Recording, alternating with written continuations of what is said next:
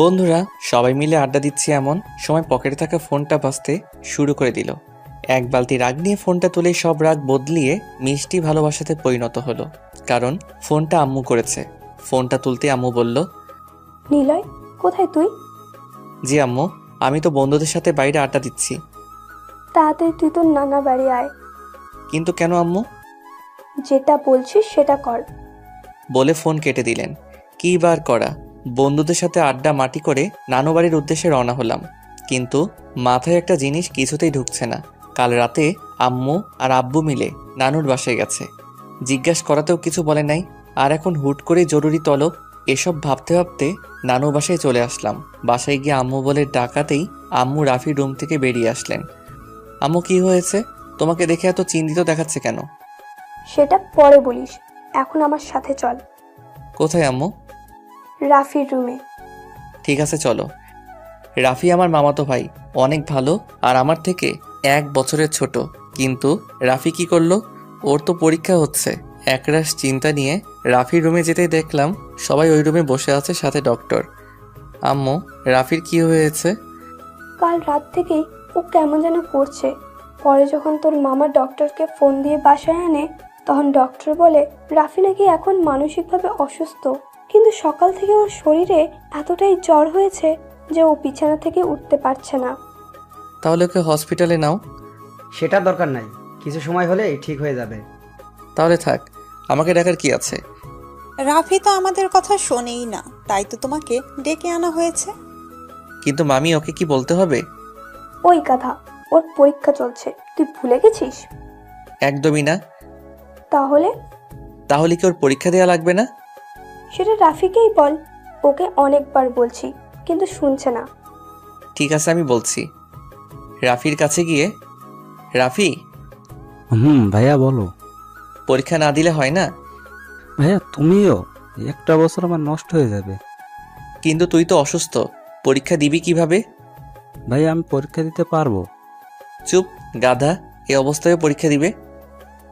ঠিক আছে, তোর 1 বছর নষ্ট হবে না। কিভাবে? আমি পরীক্ষা দিব। কথাটা বলার সাথে সাথে সবাই মনে ভয় ভূত দেখছে। সবাই আমার দিকে এমনভাবে তাকিয়ে আছে, মনে হচ্ছে আমি মঙ্গল গ্রহ থেকে আসা এলিয়েন। ওই, কি বলছিস? ভেবে বলছিস তো? হ্যাঁ, তবে আব্বুর সাহায্য লাগবে। পরে সমস্যা হলে সেই দিকে তুমি দেখবে। কোনো কিন্তু না আব্বু, এখন তোমরা সবাই বাইরে যাও। আমার কথা শুনে সবাই বাইরে চলে গেল। আমিও আমার ড্রেস বদলিয়ে রাফির একটা ড্রেস পরে নিলাম। এখন আপনাদের আমার পরিচয় দেই। আমি আবির হাসান নিলয়, বাবা মায়ের একমাত্র সন্তান। আর কিছু বলা যাবে না, সময় নাই। ড্রেস বদলিয়ে রাফির থেকে জেনে নিলাম আজ কি এক্সাম আর কিছু গুরুত্বপূর্ণ টিপস যেটা আমাকে সাহায্য করতে পারে। রাফির টেবিল থেকে বই আর পরীক্ষার সকল কাগজপত্র নিয়ে বাইরে এলাম। নিলয়, কিছু খেয়ে যা। না আম্মু, এসে খাবো।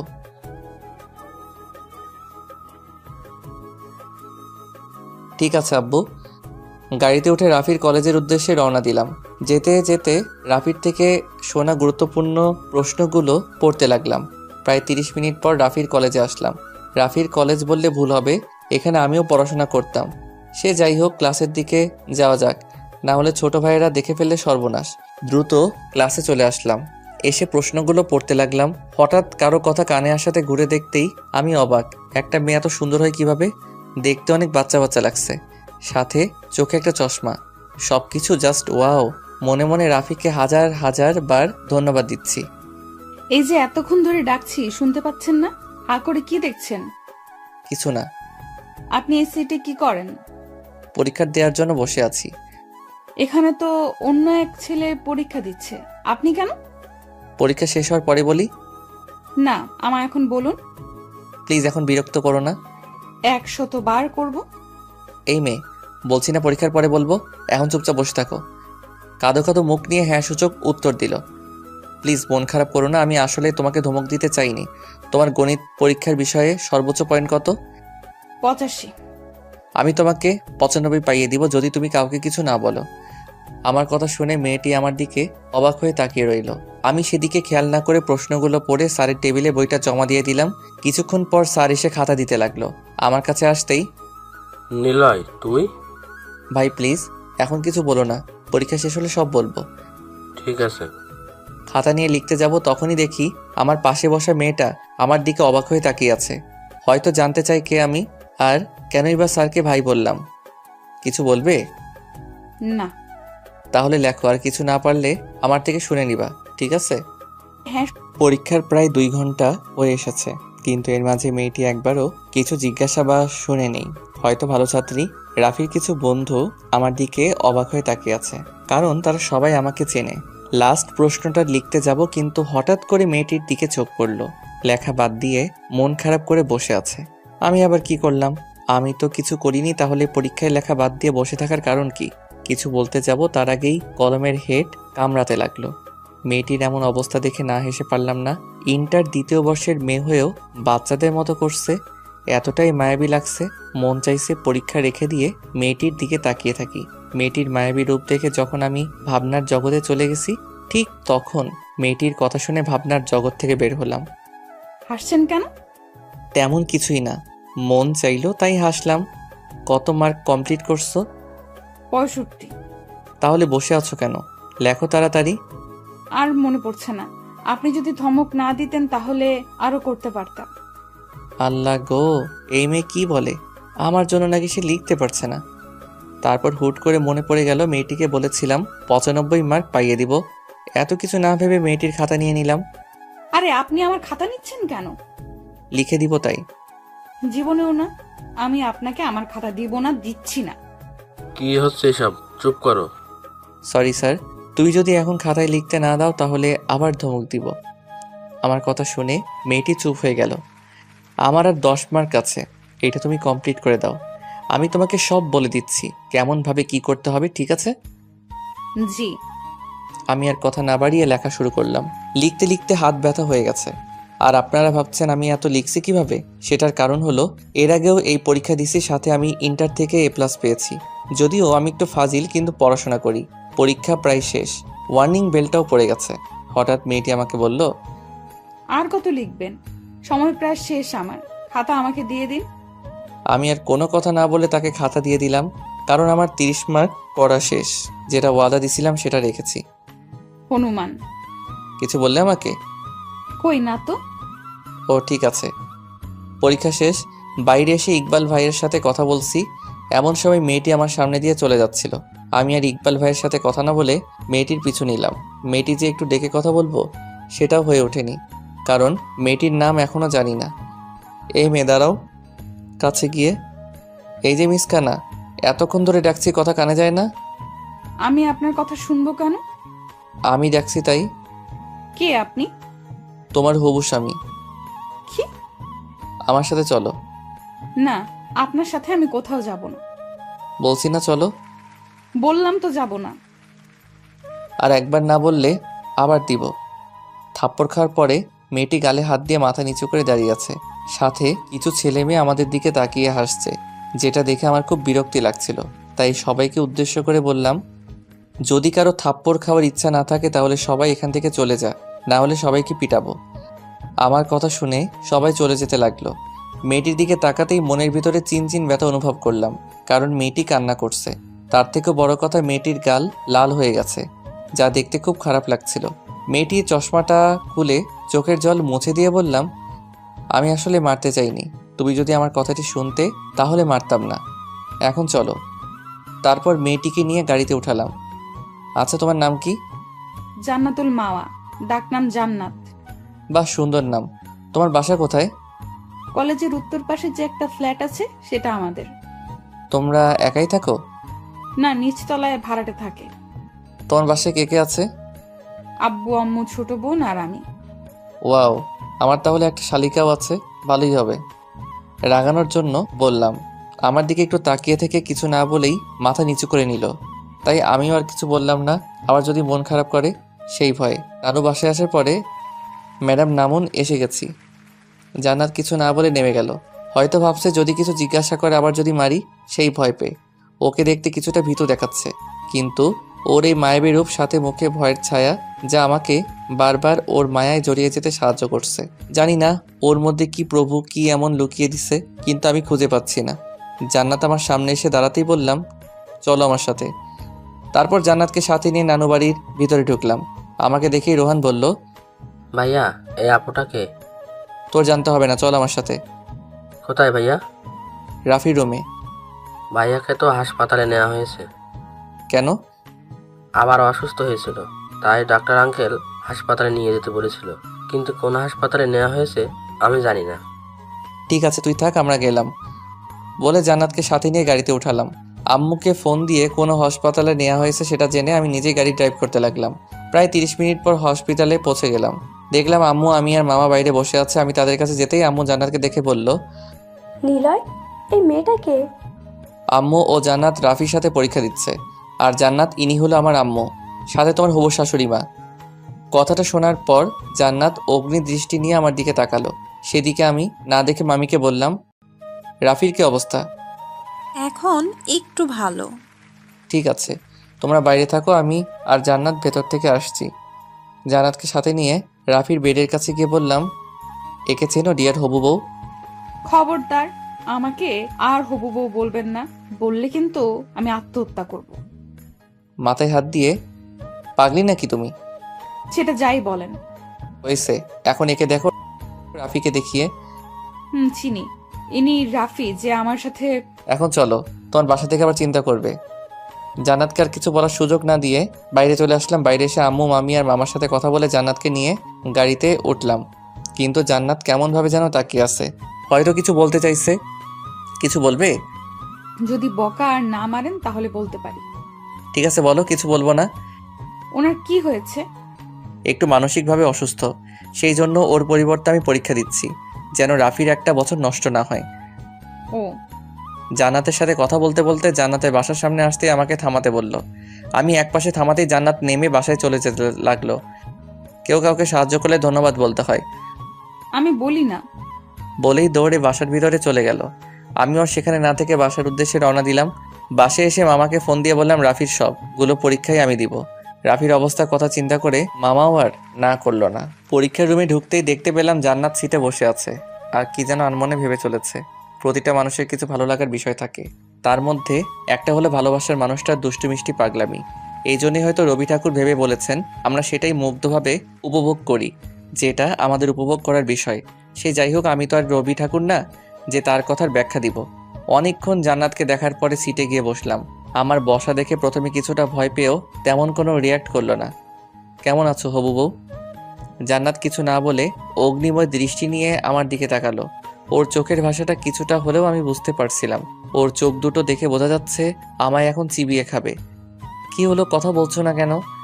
কি বলবো শুনি? আর আমায় বউ ডাকার আপনি কে? আমাদের কি বিয়ে হয়েছে? কেন বউ, রাগ করছো কেন? এখন না হয় কিছুদিন পরে ঠিকই বিয়ে হবে। অসম্ভব, আমার জান থাকতে আপনাকে আমি বিয়ে করব না। সেটা না হয় সময় বলে দিবে। জান্নাতের সাথে কথা বলতে বলতে স্যার এসে পরীক্ষার প্রশ্ন আর খাতা দিল। পরীক্ষা শেষ করে আমি জান্নাতের জন্য অপেক্ষা করছি। কিছুক্ষণ পরে জান্নাত রুম থেকে বের হলো। জান্নাত, এদিকে চলো। না, যাব না। আর আজ মারলে আমি বাসায় গিয়ে আম্মুকে সব বলে দিব।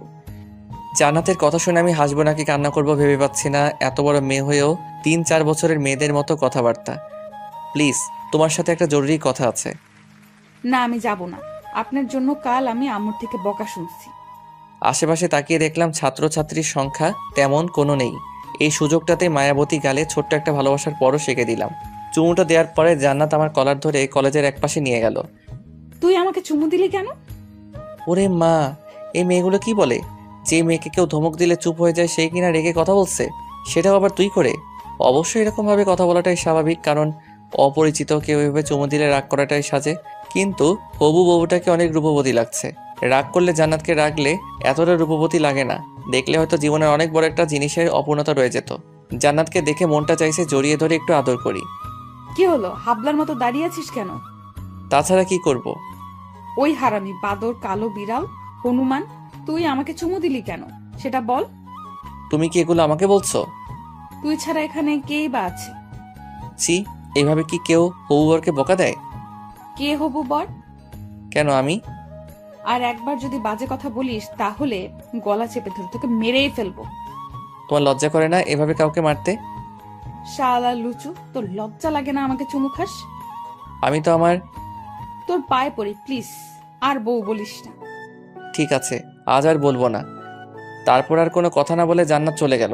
আমিও বাসায় চলে আসলাম। বাসায় এসে দেখি আম্মু বসে আছে। আমাকে দেখে, একটা সত্যি কথা বলবি? আমি কি মিথ্যা কথা বলছি কোনো? ডাহা মিথ্যা কথা, কারণ আমি সত্য বলা থেকে মিথ্যা কথা বেশি বলি। হ্যাঁ, আইছে আমার সত্যবাদী ছেলে। এখন তুই আমাকে সত্যি করে বল, ওই মেয়েটাকে কোন মেয়ে আম্মু? গতকাল যে হসপিটালে নিয়ে এসেছিলি। আসলে আম্মু বল, তুই ওকে? আমি ওকে ভালোবাসি আর বিয়ে করতে চাই। আলহামদুলিল্লাহ, ছেলের আমার পছন্দ আছে। তা কিভাবে কি হলো আমাকে প্রথম থেকে বল। তারপর আম্মুকে প্রথম থেকে শুরু করে সব বললাম।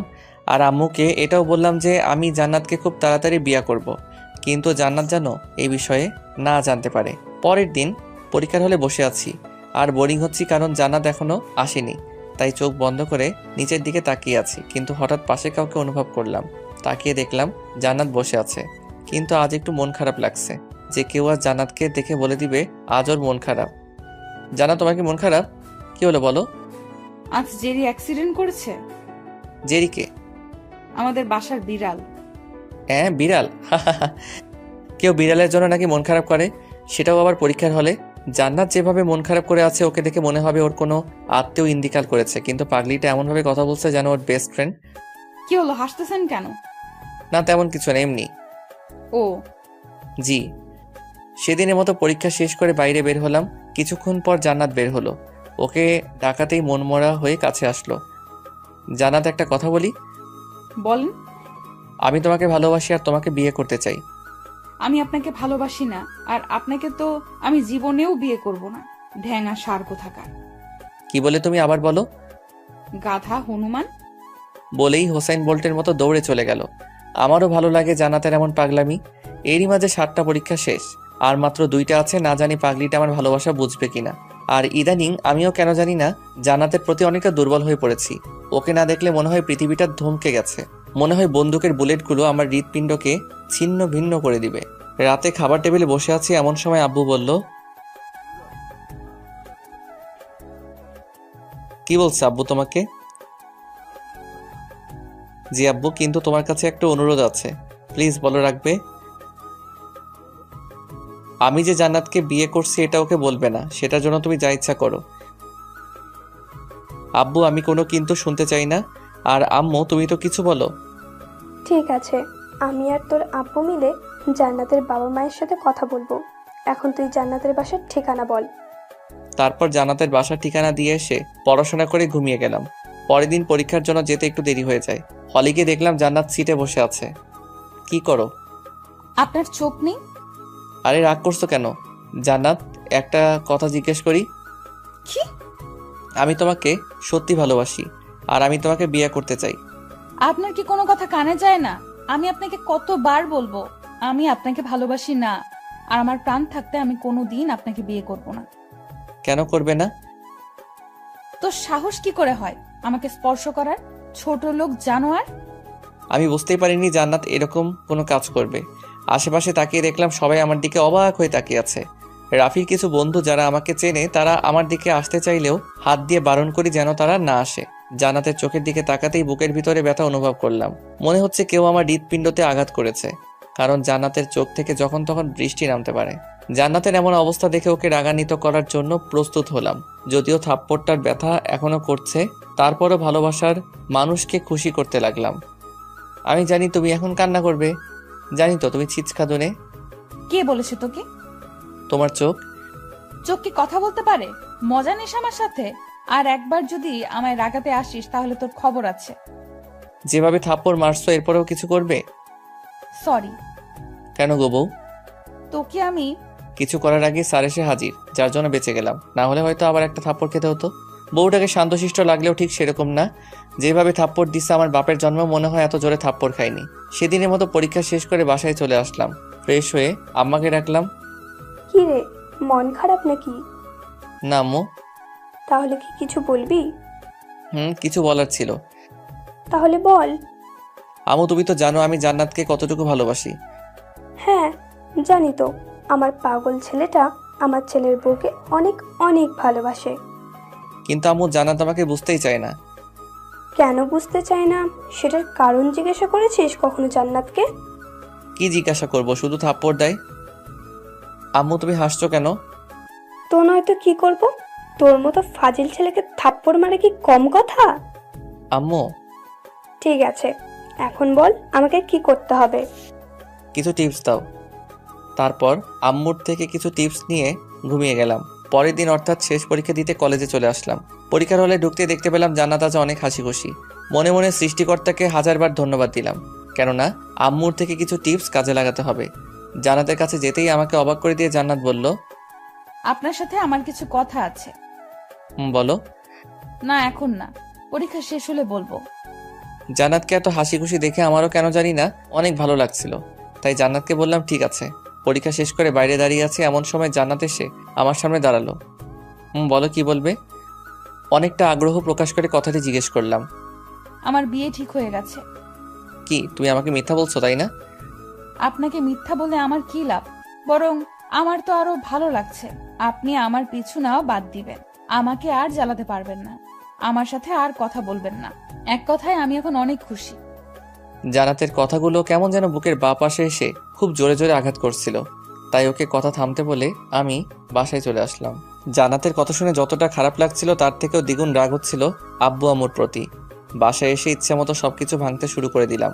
এটা অবশ্য নতুন না, এর আগেও অনেকবার ভেঙেছি।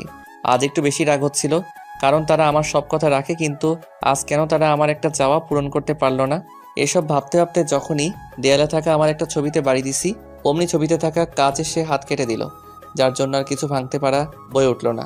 নিজেকে অনেক দুর্বল লাগছিল।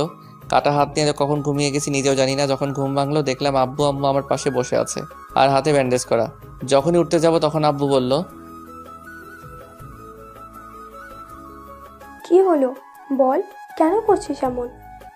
আব্বু আমি তোমাদের কাছে কি চেয়েছিলাম?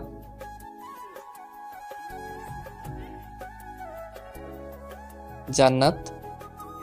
জান্নাতের কি হয়েছে? জান্নাতের বিয়ে ঠিক হয়ে গেছে। কি? তার মানে তুই জান্নাতের বিয়ের কথা শুনে এসব ভাঙচুর শুরু করেছিস? হ্যাঁ, তাছাড়া কি করব? মানে কি বলতে চাইছো তুমি? ঠিকই তো বলছে, তুই একটা পাগল। আম্মু চুপ। তুই জানিস জান্নাতের কার সাথে বিয়ে ঠিক হয়েছে? না। আরে গাধা, তোর সাথেই জান্নাতের বিয়ে ঠিক হয়েছে, সেটাও সামনের মাসের 3 তারিখে। কিন্তু জান্নাত যে বলল।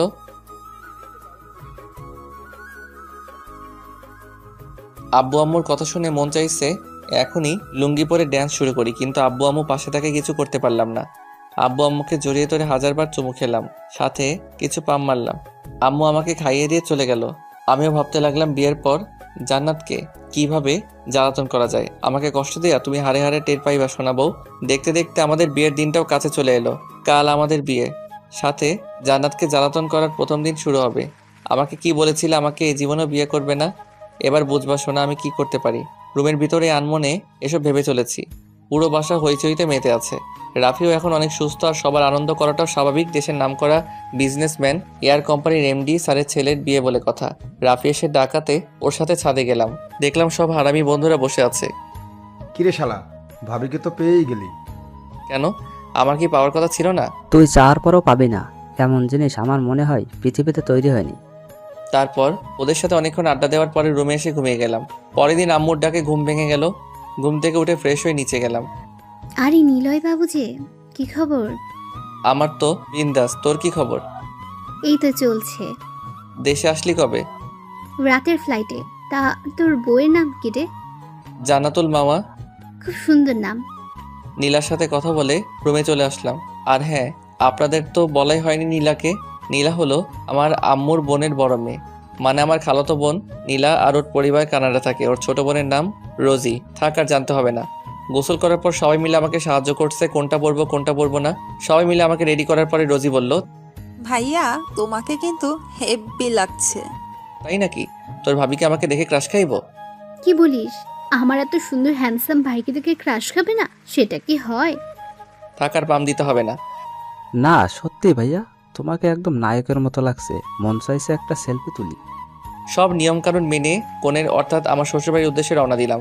যথাসময় জান্নাতের বাসায় এসে পৌঁছালাম। আমাদের গাড়ি আসা দেখে বাচ্চা ছেলে মেয়েরা হইচই করতে লাগলো। তারপর কিছু মানুষ আমাদের গাড়ি থেকে নামিয়ে বাসার ভিতরে নিয়ে গেল। কেন জানি না আমার মনটা অনেক ক্লান্ত হয়ে গেল।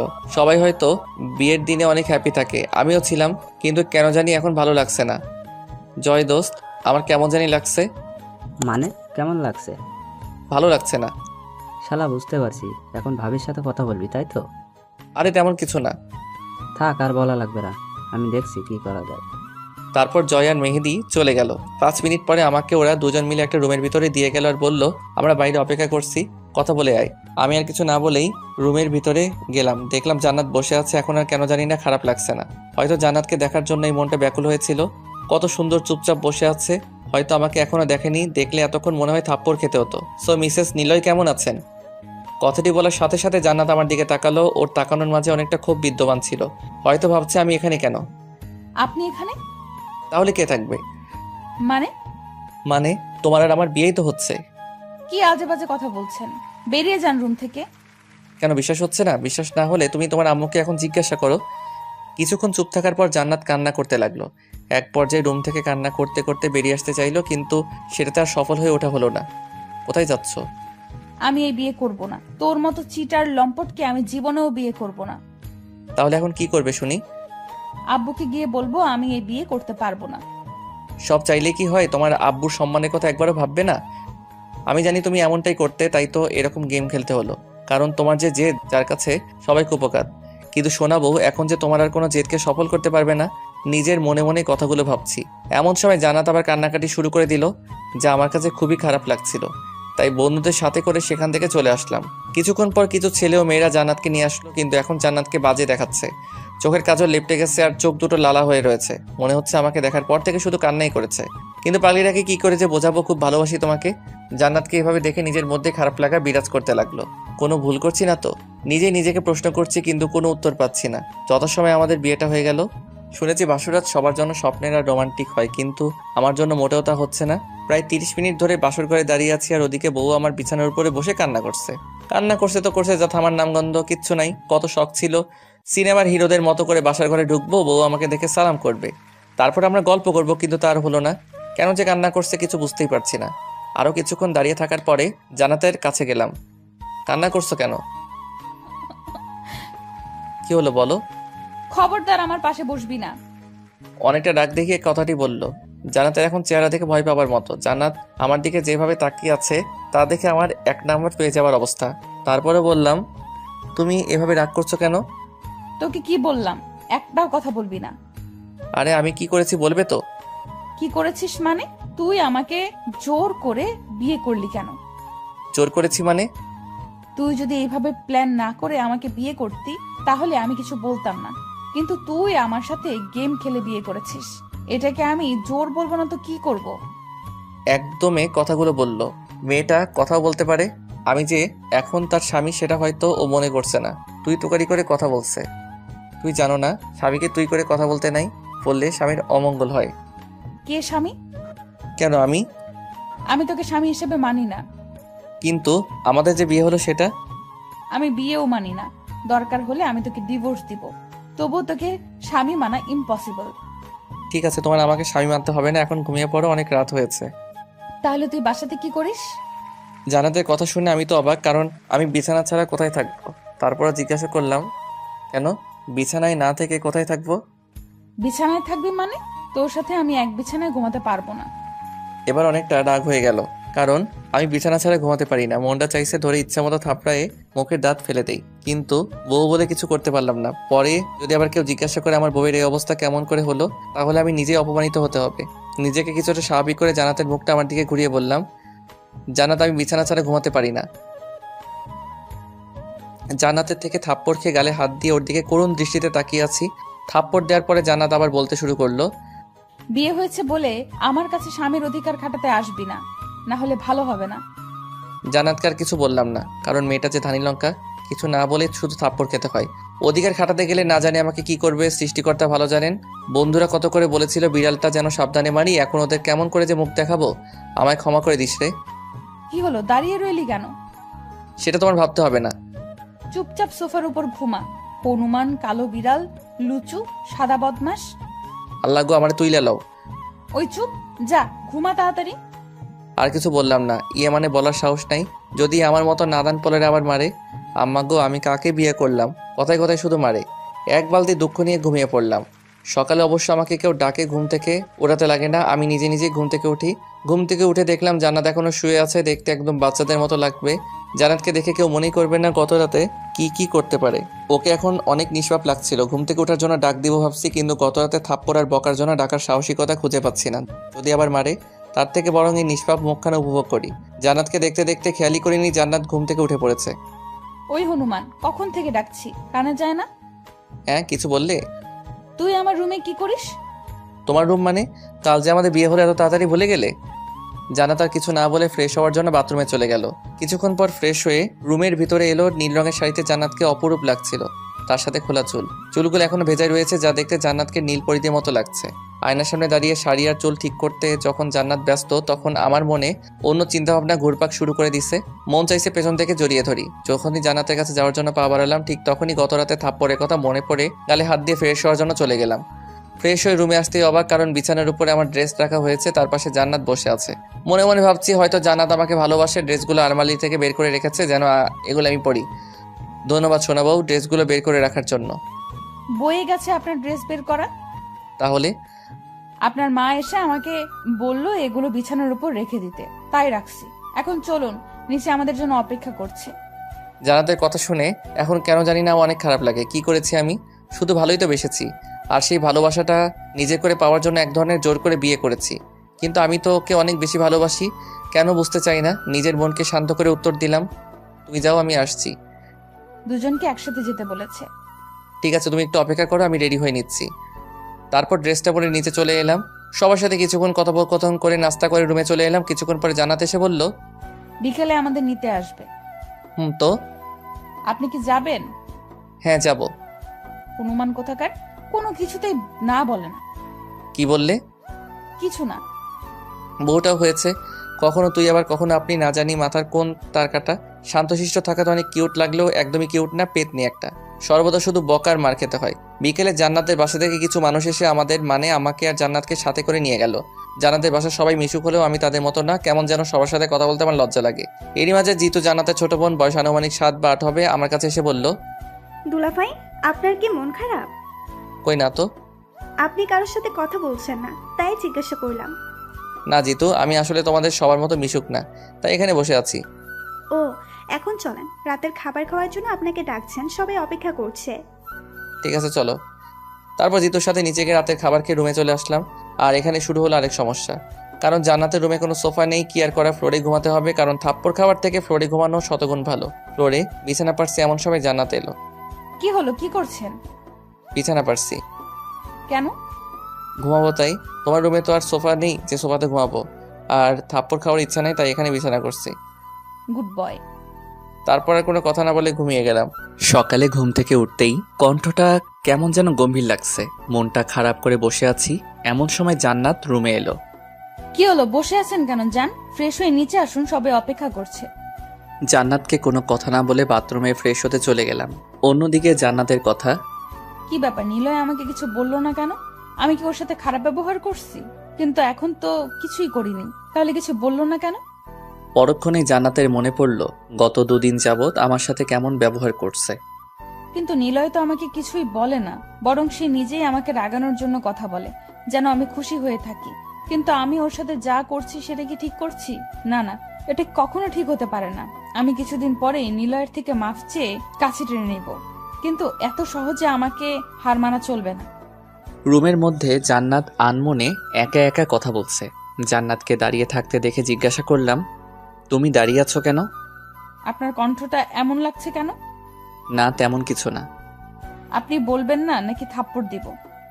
এত মারতে চাও কেন? শুধু শুধু মারে, এবার মারলে আমি কিন্তু কান্না করব। যেটা বলছি সেটা বলেন, এত কথা বলেন কেন? কিছুক্ষণ চুপ থাকার পরে বললাম, আসলে গত রাতে ফ্লোরে ঘুমানোর জন্য মনে হচ্ছে একটু ঠান্ডা লাগছে, তবে সেরে যাবে।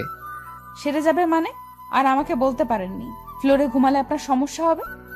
বাসর ঘরেই বলেছিলাম, হয়তো শোনোনি।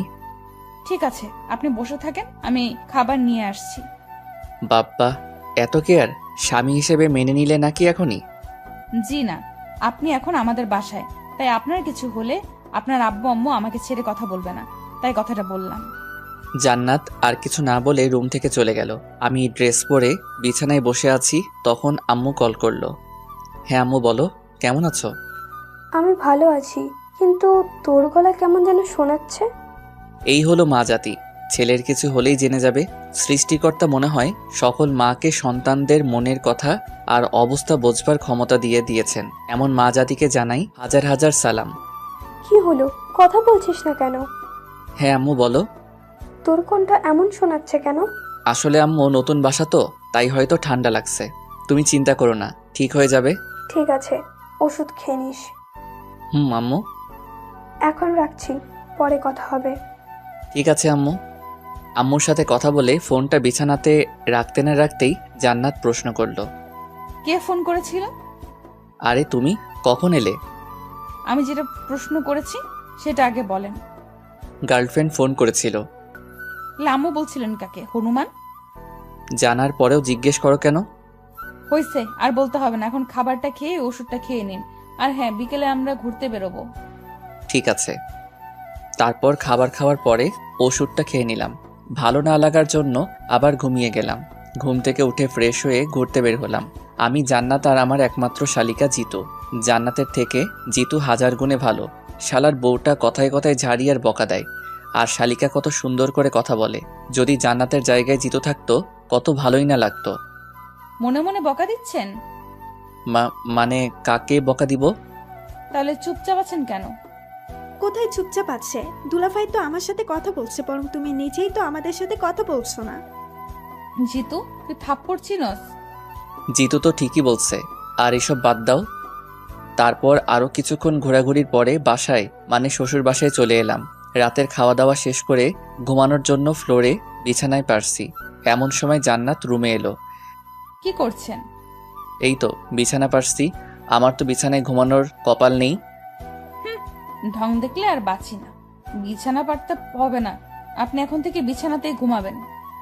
আর তুমি কোথায় ঘুমাবে? আপনার সাথেই। জান্নাতের কথা শুনে মনে হচ্ছে আমি কিছুক্ষণের জন্য মঙ্গল গ্রহে চলে এসেছি। মনটা চাইতেছে এমনি লুঙ্গি ড্যান্স দেই। এত খুশি হওয়ার প্রয়োজন নেই, মাঝখানে কোলবালিশ থাকবে। আর ভুলেও যদি আমার কাছে আসেন তাহলে আপনার খবর আছে, মনে থাকে যেন। আরে কি যে বলো, আমি কি তোমাকে বিরক্তি করতে পারি? দেখো তুমি নিজেই আমাকে ডিস্টার্ব করবে। হয়েছে, আর কথা না বলে ঘুমান। জান্নাতের সাথে আর কোনো কথা না বলে ঘুমিয়ে পড়লাম। সকালে যখন ঘুম ভাঙলো অনুভব করলাম আমার বুকের উপর কিছু একটা আছে। চোখ খুলতেই আমার চোখ কপালে ওঠার মতো অবস্থা। জান্নাতের মাথা, সেটাও আবার আমার বুকের উপর। এ যেন রবার্ট ব্রুসের মতো। আনন্দ লাগছে, মনে হচ্ছে আমি অনেক বড় কিছু জয় করে নিয়েছি। যখন আমি জান্নাতকে দেখতে ব্যস্ত, ঠিক তখনই বারবার জান্নাতের কিছু চুল এসে তার মুখে আশ্রে পড়ছে, যা আমার কাছে অনেক বিরক্তিকর লাগছিল। তাই চুলগুলো সরিয়ে জান্নাতকে দেখতে লাগলাম। এভাবে কিছুক্ষণ থাকার পর জান্নাতের ঘুম ভেঙে যায়। বিষয়টা লক্ষ্য করে বললাম, গুড মর্নিং সোনা বউ। Good morning. জান্নাতের এখনো হয়তো পুরোপুরি ঘুম ভাঙেনি। ঘুম ভাঙলে হয়তো আমার 14 গোষ্ঠী উদ্ধার করে ফেলতো। কথাগুলো মনে মনে ভাবছি, অমনি শুরু হলো, আপনার বুকের উপর আমার মাথা কেন? সেটা তো তুমি ভালো জানো। আমি তো আমার লিমিটের মধ্যেই আছি। বুঝতে পারছি, আপনি ইচ্ছে করেই আমার মাথাকে আপনার বুকের উপরে রেখেছেন। দেখো জান্নাত, তুমি যেটা ভাবছো সেটা কিন্তু না। কি ভাবছি আমি? হ্যাঁ, যা বোঝার তা আমি বুঝে গেছি। চুপ, একদম চুপ। অনেক হয়েছে আর না। কি ভাবো নিজেকে? তোমাকে আমি ভালোবাসি, সেটা আর কিভাবে বোঝাবো? হ্যাঁ মানছি আমি তোমাকে বাধ্য করছি আমাকে বিয়ে করতে, কিন্তু আমি তো কোনো অন্যায় করিনি। ঠিক আছে, আজকের পর থেকে তোমাকে আর কোনো প্রকার ডিস্টার্ব করব না, তোমাকে কিছু জিজ্ঞাসা করব না। হ্যাপি? কথাগুলো অনেক কষ্ট করে বললাম, কিন্তু আমারই বা কী বা করার আছে? কিছু না জেনে খারাপ বলার কোনো মানে আছে? জান্নাতের দিকে লক্ষ্য করলাম, দেখলাম মেয়েটা কান্না করছে। ওর চোখের জল কেন জানি না আমার খারাপ লাগার মধ্যে একটা। আর কিছু না বলে বিছানা থেকে উঠতে যাব তখন আমি আসলে অমনভাবে কিছু বলতে চাইনি। কান্না করতে করতে কথাটি বলল। আমি আর কোনো উত্তর না দিয়ে বাথরুমে চলে গেলাম। ফ্রেশ হয়ে এসে দেখি জান্নাত এখনো কান্না করছে। ফ্রেশ হয়ে নাও। আমার কথাটা শুনে কান্না থামিয়ে বাথরুমে চলে গেল। আজ সারাদিন জান্নাতের সাথে একবারও কথা হয়নি। বলতে গেলে আমি ইচ্ছে করে কথা বলিনি। আর কী বা কথা বলবো? প্রতিটা কথাতেই অপমান ছাড়া আর কী বা পাই। জান্নাত কেন যে বুঝতে চায় না আমি ওকে কতটুকু ভালোবাসি। মন খারাপ, তাই জয়কে ফোন দিয়ে বললাম, দোস্ত মন খারাপ? কিন্তু কপাল খারাপ হলে আর যা হয়, যা জীবনে খাইনি সেটা খাইতে বলে। মানে সিগারেট, মদ, নেশা জাতীয় কুখাদ্য। রাতে খাবার টেবিলে বসে আছি, এমন সময় শ্বশুর আব্বা বলল, তা বাবা নিলয়, তোমাকে দেখে মনে হচ্ছে তোমার কিছু একটা হয়েছে। কথাটা শুনে হতভম্ব হয়ে গেলাম, কারণ সকাল থেকেই মনটা খারাপ। জান্নাতের দিকে তাকিয়েও কিছুটা অবাক হলাম। আমাকে যে এ ধরনের প্রশ্ন করা হয়েছে, আর অন্যদিকে সে কিছু বলা রেখে খেয়ে যাচ্ছে। মন চাইছে না খাইয়ে মেরে ফেলি। নিলয়, কিছু হলে আমাদের বলতে পারো। জি মানে? আব্বু, ওনার আজ পেট খারাপ, তাই খেতে পারবে না, তাই হয়তো এরকম করছে। আল্লাহ গো, এই মেয়ে কি বলে এসব? এখন মনে হচ্ছে খাওয়াটাও হবে না। তুই আগে বাসায় চল, তারপরে তোকে দেখাচ্ছি। আরে তাই বললে হয় নাকি, কিছু তো একটা খাও। জি আমি খাচ্ছি। প্রচুর ক্ষুধা লাগছে। দুপুরেও সেরকম কিছু খাইনি, তাই কিছু বলার আগে খেয়ে নেয়াই ভালো। অন্তত পক্ষে ক্ষুধা তো কমবে। না থাক, আপনার খেতে হবে না, পরে আবার যদি পেট খারাপ হয়। ঠিক আছে। কিছু না বলে রুমে চলে আসলাম। যদি আবার অপমান করে, আর আজকে রাতটা পার করতে পারলে হয়। এই বাসায় আর থাকবো না। কেন যে আসতে চেয়েছিলাম। সব কয়েকটা মাথা মোটার দল নতুন জামাইকে না খাইয়ে রাখে। রুমের ভিতরে জান্নাত আর ওর পরিবারকে একা একা বকা দিতে লাগলাম। খবরদার, আমার পরিবারকে আর একটাও বাজে কথা বলতে পারবেন না। বললে কি করবে শুনি? অনেক কিছু করব। জান্নাতের দিকে এগিয়ে যাচ্ছি, আর জান্নাত আস্তে আস্তে পিছু হাঁটছে। একসময় জান্নাত দেয়ালের সাথে আটকা পড়ে যায়। তখন জান্নাতের দুহাত দেয়ালের সাথে লাগিয়ে বললাম, বলো কি করবে? প্লিজ হাত ছাড়ুন, ব্যথা লাগছে। যদি না ছাড়ি? আমারই ভুল হয়েছে। কি ভুল হয়েছে? স্বামীর অধিকার না কাটিয়ে। তবে এখন আমি আমার ন্যায্য পাওনা বুঝে নিতে চাই। আপনার পায়ে ধরি, প্লিজ আমাকে ছেড়ে দিন, হাতে ব্যথা পাচ্ছি। জান্নাতের চোখের দিকে তাকিয়ে দেখলাম ওর চোখে বৃষ্টি জমে আছে, যা যখন তখন নামতে পারে। আর জান্নাতের অমন চেহারা আমার দেখতে ভালো লাগে না, তাই ছেড়ে দিলাম। জান্নাত আমাকে কোনো কিছু না বলেই বাইরে চলে গেল। কিছুক্ষণ পর রুমে আসলো। তবে এবার জান্নাতের ব্যবহার দেখে অনেক বেশি মুগ্ধ হলাম। কারণটা হলো আমার জন্য খাবার নিয়ে এসেছে। খাবারটা খেয়ে নিন। জি না। কেন, আবার কি হলো? দেখুন, আমি কিন্তু এবার কিছু বলিনি যে সকালের মতো বকা দিবেন। তারপরেও আমি খাবো না। তবে তবে কি? তুমি নিজের হাতে খাইয়ে দিলে খাইতে পারি। ঢং দেখলে বাঁচি না। আপনি কি বাচ্চা যে খাইয়ে দিতে হবে? ঠিক আছে, আমি তাহলে খাবোই না। আরে খাইয়ে দিচ্ছি তো। তাহলে বসে আছো কেন? তারপর জান্নাত আমাকে খাইয়ে দিতে লাগলো। জীবনের আরেকটা চমৎকার জিনিস উপভোগ করলাম। সেটা হলো বউয়ের হাতে খাবার খাওয়া। স্ত্রীর হাতে খাবার খেতে মজাই অন্যরকম। এ যেন আলাদা এক সুখ। এই নিয়ে আর কিছু বলতে পারবো না। যদি একান্ত জানার ইচ্ছা থাকে তাহলে বিয়ে নেন। খাবার খাওয়া শেষ করে ঘুমিয়ে গেলাম। পরের দিন বিকেলে আমাকে আর জান্নাতকে বাসায় নিয়ে গেল। এতক্ষণে হাঁপ ছেড়ে বাঁচলাম। না জানি আবার কি বলে সবার সামনে অপমান করত। বাসায় এসে জান্নাত আব্বু আম্মুকে সালাম করলো। আম্মু, আব্বু, আপনাদের কিছু বলার ছিল। হ্যাঁ মা, বলো। আসলে আম্মু, নিলয় মানে আপনাদের ছেলে আমাকে ভালোই বাসে না। ওই কি বলে এগুলো? গত 2 দিন এনে আমাকে একবারও নিজের ইচ্ছায় কোনো জায়গায় ঘুরতে নিয়ে যায়নি। ঠিক আছে মা, এখন আমি ওকে বলে দিব যেন তোমাকে নিয়ে ঘুরতে যায়। আরও কিছু কথা বলে রুমে চলে এলাম। এভাবে দেখতে দেখতে 2টা মাস কেটে গেল। কিন্তু এর মাঝে আমার আর জান্নাতের মাঝে কোনো কিছুই হয়ে ওঠেনি। সব কিছুতেই শুধু ঝগড়া আর বকা। আজ জান্নাতের রেজাল্ট দিবে।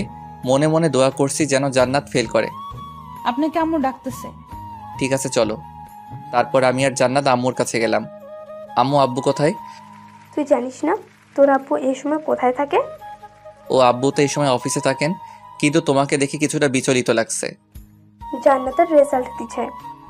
ও এই ব্যাপার, নিশ্চয়ই ফেল করছে। তুমি চিন্তা করো না আম্মু, ওকে দিয়ে কোনো কিছু হবে না। গাধা, জান্নাত 4.95 পেয়েছে। আল্লাহ, আমি এসব কি শুনতেছি? আম্মু গো, তুমি আমারে কি বললা? এই মেয়ে তো এখন আমারে পাগল করে ফেলবে। এমনিতেই মাথার 2 তার কাটা, এখন না জানি আমার কি খাবে। আল্লাহ আমাকে বাঁচাও। কি হলো, কথা বলতেছেন না কেন? আমি রুমে যাব। তুই অপেক্ষা কর, তোর জন্য পুরস্কার আছে। কি পুরস্কার আম্মু? ওই আগের মতো 10 বার। না আম্মু, এটা হয় না, প্লিজ আমাকে মাফ করে দাও। প্রমিস আর কখনো এমন দোয়া বা কথা বলবো না। যেটা করতে বলছিস সেটা কর। কিন্তু? কোনো কিন্তু না, তাড়াতাড়ি। কি আর করা, বউয়ের সামনে আমার ইজ্জত খেয়ে দিচ্ছে। আর 10 বার মানে হলো কান ধরে 10 বার উঠবস করা। এটা আসলে ছোটবেলার থেকে শাস্তি পেয়ে আসছি। কিন্তু আজ বউয়ের সামনে আল্লাহ এই দুজনের বিচার করো। তোমার নাদান বান্দাটারে একা পেয়ে অত্যাচার করছে। শাস্তি শেষ হওয়ার পরে দেখলাম জান্নাত আর আম্মু হাসাহাসি করছে। তাই জান্নাতকে উদ্দেশ্য করে বললাম, তুমি আগে রুমে আসো, তারপর তোমার হাসি বের করছি।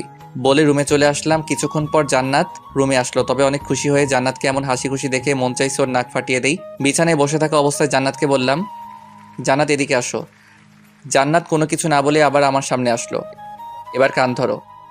কি? কি নয় জি। আমি কান ধরতে পারবো না। কি বললে? আমি কান ধরতে পারবো না। এবার ইচ্ছা করে জান্নাতের গলা টিপে ধরলাম। দেখলাম জান্নাত কান্না করছে।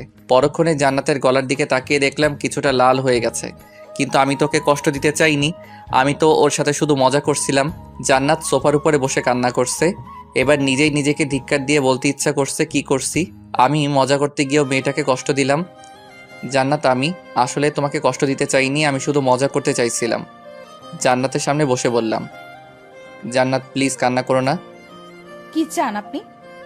জান্নাত, তুমি এভাবে কথা বলছো কেন? জান্নাত, আমি আর আপনার সাথে থাকতে পারবো না। থাকতে পারবে না মানে? আপনি আমাকে ডিভোর্স দিবেন। কি বলছো তুমি এসব? আমি ঠিকই বলছি। বলে চোখ মুছতে মুছতে রুমের বাইরে চলে গেল। কি হচ্ছে এসব আমার সাথে? এইটুকুতেই জান্নাত রেগে গেল, কিন্তু আমি তো শুধুই মজা করতে চাইছিলাম। না, মাথা কাজ করছে না। বাজারে চলে আসলাম ঘোরাঘুরি করে। রাত 12টার সময় বাসায় গেলাম। কলিং বেল বাজাতেই আম্মু দরজা খুলে দিল, সাথে শুরু করে দিল, এত রাত অব্দি কোথায় ছিলি? আর তোর ফোন বন্ধ কেন? কি হয়েছে? না কিছু না। কি হয়েছে নিলয়, বল আমাকে। আম্মু কিছু হয়নি, এমনি ভালো লাগছে না। আম্মুকে আর কিছু বলার সুযোগ না দিয়েই রুমে চলে আসলাম। এসে দেখি জান্নাত ঘুমিয়ে আছে। কিছুক্ষণ ওর দিকে তাকিয়ে থাকতে থাকতে কখন যে চোখ দিয়ে জল গড়িয়ে পড়ছে বুঝতেই পারিনি। কেমন যেন মাথাটা ধরে আসছে, মনের ভিতরে বিষণ্ণতা ভরপুর করছে। সোফার উপরে বসে পড়লাম। জান্নাতের কথাগুলো এখনও কানে শুনতে পারছিলাম। ডিভোর্স। জান্নাত আমাকে এতটাই ঘৃণা করে যার কারণে আমাকে ডিভোর্স দিয়ে দিবে। হয়তো আমি ওর জন্য নয়, আমি ওর যোগ্যই না। ঠিকই তো, আমি তোকে বাধ্য করেছি আমাকে বিয়ে করতে। এটা তো জোর করে বিয়ে করা বোঝায়। ঠিক আছে, আমি তোমার জীবন থেকে চলে যাব। শুধু তোমার একার জীবন থেকে নয়, সবাইকে ছেড়ে চলে যাব অচিন দেশে, যেখান থেকে চাইলেও কেউ ফিরে আসতে পারবে না। আজকে চোখটাও বাদ মানছে না, সেই কখন থেকে জল পড়েই চলেছে। উঠে দাঁড়িয়ে জান্নাতের মাথার কাছে বসলাম।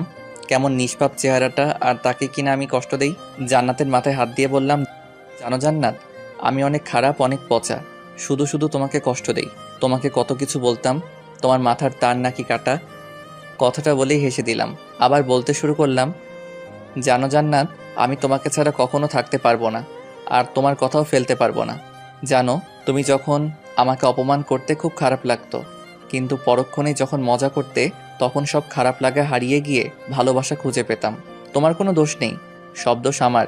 আমি হয়তো তোমার যোগ্য ছিলাম না, হয়তো এখনো না, আর আমার মনে হয় পরবর্তীতেও আমি তোমার যোগ্য হতে পারবো না। এইটুকু বলেই থেমে গেলাম। ভিতরে থেমে কথা বের হচ্ছে না। অনেক কষ্ট লাগছে কথা বলতে, আর পারছি না। জান্নাতের কপালে একটা চুমুকে পাশের রুমে চলে আসলাম, কারণ আমি জানি জান্নাতকে আমি যত দেখব ততই আমি দুর্বল হয়ে পড়ব। মনে মনে ঠিক করলাম 6 মাস পরে আমি জান্নাতকে ডিভোর্স দিয়ে দিব। বিছানায় শরীরটা এলিয়ে দিতেই ঘুমিয়ে পড়লাম। ঘুম ভাঙতেই গেল, চোখ খুলে দেখলাম আম্মু আব্বু আর জান্নাত পাশে দাঁড়িয়ে আছে। জান্নাতের দিকে তাকিয়ে দেখতে পেলাম জান্নাত কান্না করছে। হয়তো গতকালের ঘটনাটা এখনো মনে করে কান্না করছে। আমি কিছু বলতে যাব তার আগে আব্বু বলল, মানে কি হয়েছে আমার? কি হয়েছে মানে? তোর হাতে যে স্যালাইনের সুচ লাগানো, সেটার প্রতি খেয়াল আছে? কি হয়েছে বাবা তোর? প্লিজ আমাদের বল। এতক্ষণ খেয়ালই করিনি আমার হাতে সুচ লাগানো, কিন্তু আমার হঠাৎ এই অবস্থায় আমি নিজে অবাক হচ্ছি। কি হয়েছে আমার? আম্মু, আমার কি হয়েছে? সেটা তো আমরা তোর থেকে শুনতে চাইছি। মানে কি বলতে চাইছো তুমি? তোর কিসের এত চিন্তা, যার জন্য তোর এই অবস্থা? মানে? আজ সকালে যখন জান্নাত আমাদের ডেকে এই রুমে নিয়ে আসলো, তখন তোকে ডাকার পরেও তুই কোনো রেসপন্স দিচ্ছিলি না। তাই ডক্টরকে ফোন দিয়ে আসতে বলে তোর বাবা। ডক্টর এসে বলল তুই নাকি অতিরিক্ত চিন্তা করছিস, তাই তুই নাকি মানসিকভাবে অসুস্থ। এখন বল তোর কি হয়েছে? আম্মু, আমার কিছু হয়নি, তুমি একদম চিন্তা করো না। আর এখন তোমরা যাও, আমি একটু বিশ্রাম করব। আমার কথা শুনে আব্বু আম্মু চলে গেলেও জান্নাত আমার দিকে করুণ আর্তনাদে তাকিয়ে আছে।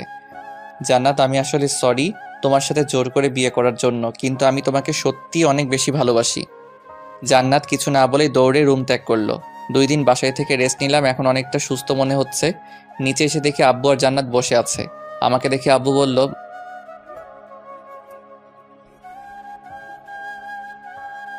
মানে আব্বু?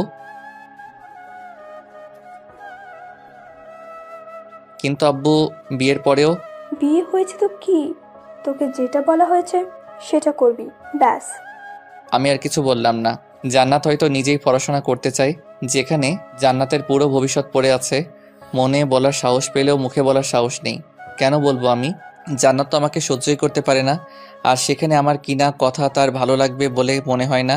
আব্বু আমার সাথে কথা বলে রুমে চলে আসলাম। পরের দিন ভার্সিটি যাওয়ার জন্য রেডি হচ্ছি, এমন সময় জান্নাত হাতে একটা চিরকুট নিয়ে আমার সামনে এসে দাঁড়ালো। কিছু বলবে? জান্নাত কিছু না বলে হাতে থাকা চিরকুটটা দিয়ে বাথরুমে চলে গেল। জান্নাতের ব্যবহার দেখে অনেক অবাক হলাম। কিছু না ভেবে চিরকুটটি পড়ার জন্য খুলে ফেললাম। লেখা ছিল, একটু অপেক্ষা করুন, আমি রেডি হয়ে নিচ্ছি, তারপর একসাথে যাব। কথাগুলো পড়ে হতাশ হয়ে পড়লাম। আমাকে তুমি এতটাই ঘৃণা করো যার জন্য সামান্য কথাটা অবধি বলতে পারলে না? চিরকুটটা হাতে নিয়ে এসব ভাবছি, এমন সময় জান্নাত এলো। ওকে সাথে করে নিচে গেলাম। আব্বু আম্মুর সাথে কথা বলে ভার্সিটির উদ্দেশ্যে রওনা হলাম। বাসা থেকে ভার্সিটির দূরত্ব কম হওয়ায় তাড়াতাড়ি চলে এলাম। তারপর জান্নাতকে তার রুমটা দেখিয়ে বন্ধুদের কাছে এলাম। সবাই মিলে আড্ডা দিচ্ছি, এমন সময় দেখলাম জান্নাত আমাদের দিকে আসছে। একটু শুনবেন? হ্যাঁ বলো। ওই যে দেখছেন কিছু ছেলে দাঁড়িয়ে আছে, কেন, কি হয়েছে? আমাকে দেখে অনেক বাজে বাজে মন্তব্য করছে। জান্নাতের কথা শুনে মাথায় আগুন জ্বলে গেল।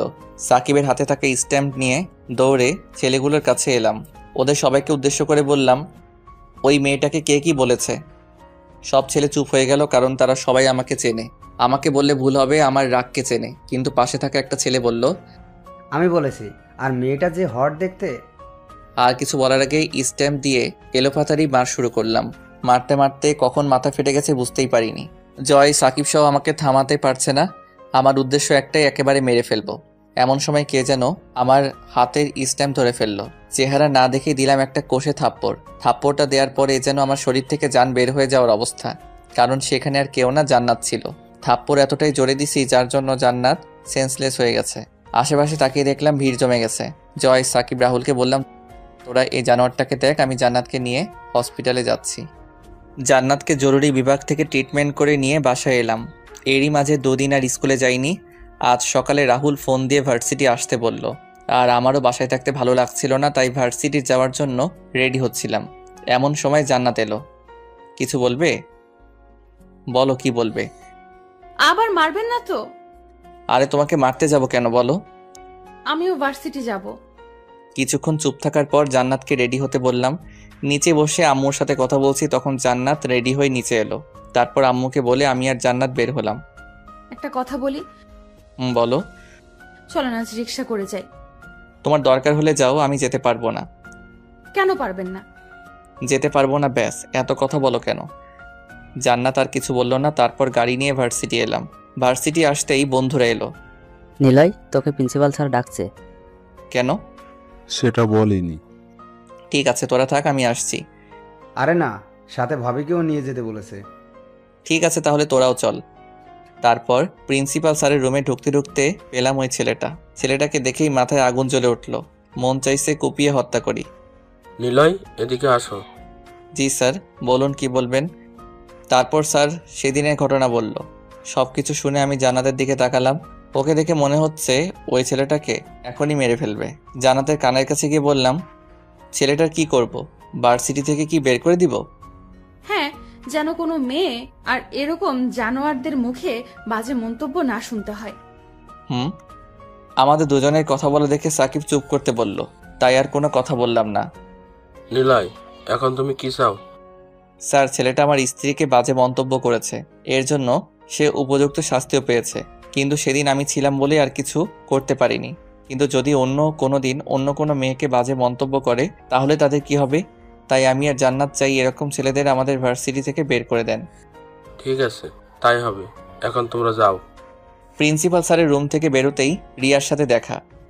আরে নিলয়, কেমন আছিস? ভালো, তুই কেমন আছিস?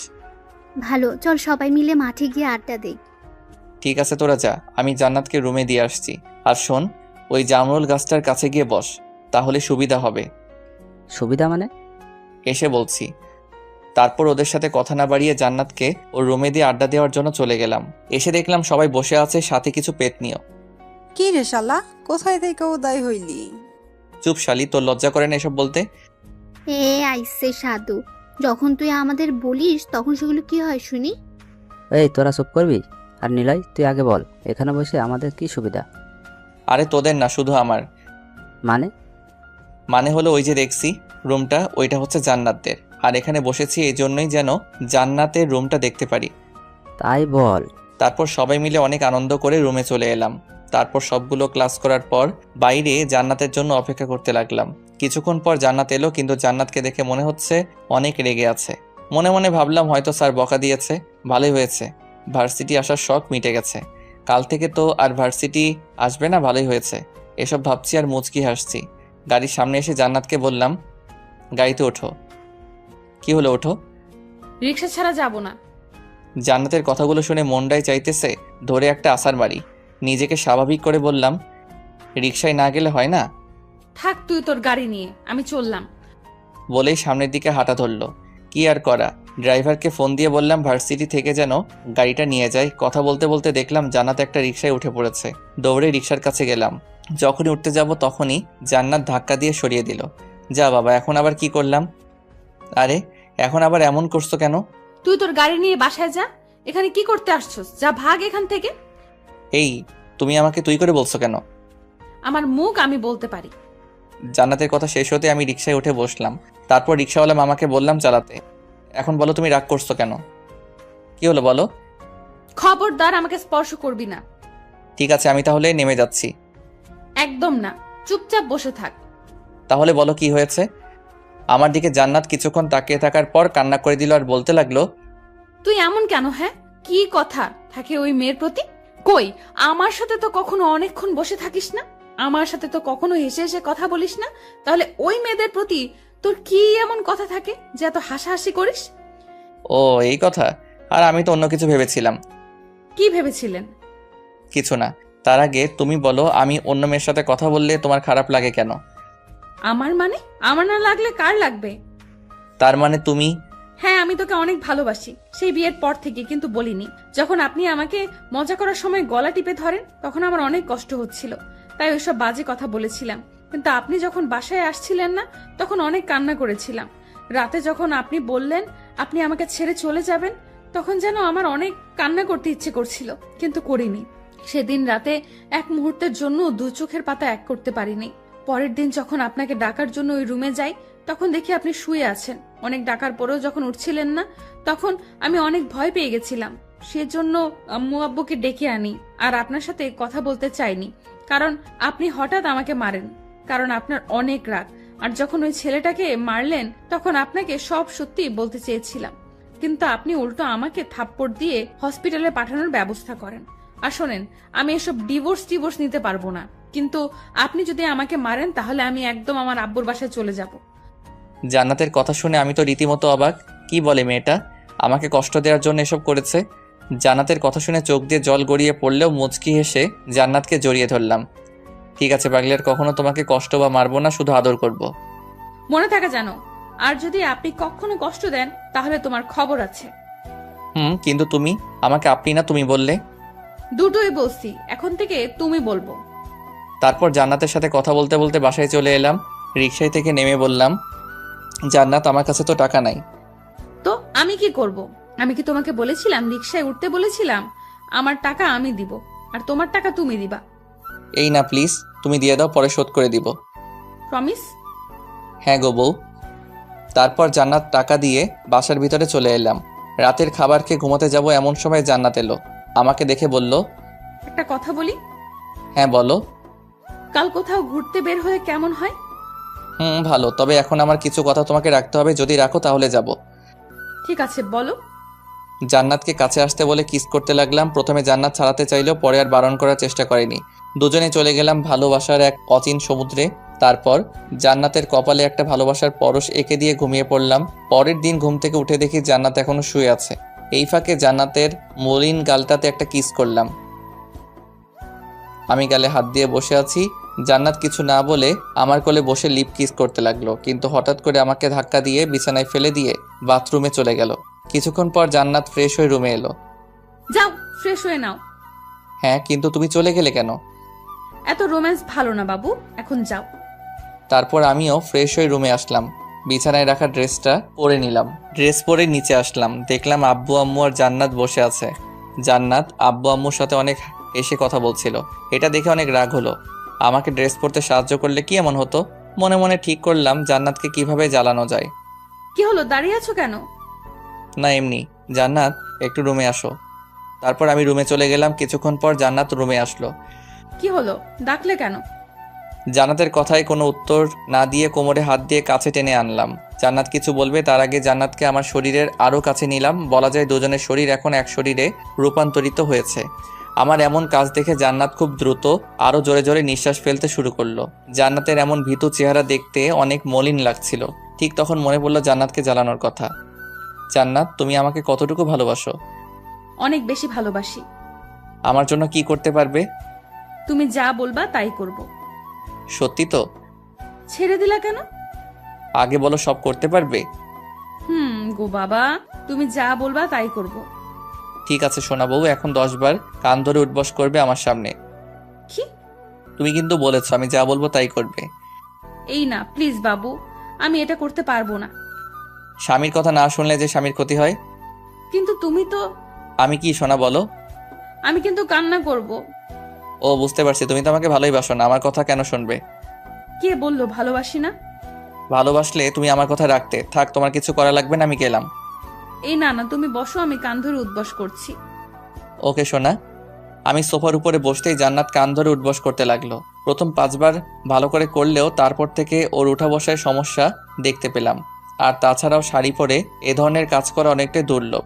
মোট 8 বারের মতো হয়েছে। তখন জান্নাতকে থামতে বললাম। তারপর আমার কাছে টেনে বসালাম। প্রথমে বসতে চাইছিল না, পরে জোর করে কোলে বসালাম। বাবু, রাগ করছো? না। ঠিক আছে, আর কখন এসব করতে বলবো না। এখন তো একটু হাসো। জানো আমি তোমাকে এটা করাতাম না, কিন্তু তুমি আব্বু আম্মুর সাথে হেসে হেসে কথা বলছিলা, যা দেখে হিংসা হচ্ছিল, তাই এটা। তার মানে তুমি? বলেই আমার বুকে মারতে লাগলো। মেয়েটার হাতে শক্তিও আছে বটে, প্রতিটা মারেই ব্যথা লাগে। জান্নাতকে বুকের সাথে আরো চেপে ধরলাম যেন মারতে না পারে। দেখতে দেখতে আমাদের বিয়ের 6 মাস চলে গেল। এখন আমি আব্বুর বিজনেস দেখাশোনা করি, আর জান্নাত বাসায় আম্মুর কাজে সাহায্য করে আর আম্মুর সাথে বসে বসে আড্ডা দেয়। অফিসের কাজ শেষ করার পর ড্রয়ার থেকে একটা কন্ট্যাক্ট পেপার নিয়ে বাসায় এলাম। কলিং বেল বাজাতেই জান্নাত এসে দরজা খুলে দিল, কিন্তু আমি কোনো কথা না বলে রুমে চলে এলাম। জান্নাত আমার এমন ব্যবহার দেখে অনেকটা হতভম্ব আর অবাক হওয়ার কথাটাই স্বাভাবিক, কারণ প্রতিদিন বাসায় এসে জান্নাতের সাথে কথা বলি, সেটাও তার প্রশংসা। রুমে এসে গম্ভীর মুখ নিয়ে বিছানায় বসে পড়লাম। জান্নাত তো আমার পিছু পিছু এলো। অফিসে কি কিছু হয়েছে? না। তাহলে এইভাবে বসে আছো কেন? হাতে থাকা কাগজটা ওর দিকে বাড়িয়ে দিলাম। কি এটা? আমাদের ডিভোর্স পেপার। কথাটা শোনার সাথে সাথে জান্নাতের মাথায় যেন আকাশ ভেঙে পড়ল। হাতে থাকা কাগজটা ফ্লোরে পড়ে গেল। জান্নাতের দিকে তাকিয়ে দেখলাম আমার দিকে করুণ চাহনিতে তাকিয়ে আছে। আমি সাইন করে দিছি, এখন তুমি করলেই হবে। জান্নাত এবার কেঁদে দিল, আর এত জোরে জোরে কান্না শুরু করলো যে নিচ থেকে আম্মু আমাদের রুমে এসে পড়ল। কি হলো মা, কান্না করছিস কেন? আম্মু তোমার ছেলে আমাকে ডিভোর্স দিবে। মানে কি বলছিস এসব? বিশ্বাস না হলে নিলয়ের থেকে শোনো। নিলয়, জান্নাত এসব কি বলছে? আম্মু, জান্নাত একদম মিথ্যা কথা বলছে। আমি মিথ্যা বলছি তাই না? তাহলে এই কাগজটা কিসের? দেখি, আমাকে দেখতে দে। আম্মুর কাগজটা পড়ে হেসে দিল, সাথে আমাকে বলল, গাধা, তোর বুদ্ধি আছে দেখছি। এটা শুনে জান্নাতের চোখ তো লাল বর্ণ ধারণ করলো। তার মানে আম্মু তুমিও তোমার ছেলের পক্ষ নিয়ে কথা বলছো? না রে মা, নিলয় তো। আম্মু তুমি এখন যাও। আম্মু চলে গেল। এখন তুমি কাগজটা পড়ো। কাগজটা পড়ে হেসে দিল, কারণ কাগজটায় লেখা ছিল, যদি আমাদের মধ্যে কখনো ঝগড়া হয় তাহলে সেটা রাতের মধ্যেই ক্লিয়ার হয়ে যাবে, আর যদি কখনো বিচ্ছেদের কথা ওঠে তাহলে আমাদের মধ্যে যতদিন না অবধি 50টা সন্তান না হয় ততদিন আমাদের বিচ্ছেদ হবে না। তারপর জান্নাত কন্ট্রাক্ট পেপারে সাইন করে দিয়ে আমার বুকে মুখ লুকিয়ে কান্না করতে লাগলো। আরে পাগলি, কান্না করছো কেন? আমি অনেক ভয় পেয়ে গেছিলাম। তুমি এখন প্রমিস করো এমন ভয় আর কখনো দেখাবা না। ঠিক আছে, এই কান ধরে বলছি, এমন কাজ আর দ্বিতীয়বার আর কখনো করব না। হনুমান বর আমার। পাগলি। তারপর রাতের খাবার শেষ করে রুমে চলে এলাম। কিছুক্ষণ পর মহারানীর আগমন হলো, মানে জান্নাত এলো। আচ্ছা শোনো না। কি বলো? চলো আজ ছাদে গিয়ে রাতের আকাশটাকে উপভোগ করি, অনেক ভালো লাগবে। ঠিক আছে চলো। জি না, তুমি আমাকে কোলে করে নিয়ে যাবা। কি? তোমার মতো আটার বস্তাকে কোলে নিয়ে উপরে গেলে আমি একদম উপরে চলে যাব? চুপ গাধাটা, যেটা বলছি সেটা করো। কি আর করা, বউকে কোলে নিয়ে ছাদে উঠতে হলো। ছাদে দোলনা থাকে, দোলনার কাছে গেলাম। আগে জান্নাত দোলনার উপরে বসলো। তুমি আমার কোলে মাথা রেখে শুয়ে পড়ো। না থাক, এত ভালোবাসা দেখাতে হবে না, পুরো মাজাটাই ব্যথা হয়ে গেছে। ঠিক আছে, তাহলে আমি রুমে চলে গেলাম। আরে আরে সোনা বউ, কই যাও? আমি তো শুধু মজা করছিলাম। তুমি বসো আর আমায় আদেশ করো, আর সেগুলো আমি পালন করি, ঠিক আছে? পাগল। আর তুই আমার পাগলি। হনুমান একটা। তুমি যেসব বলো, তোমার লজ্জা করে না? লজ্জা কিসের?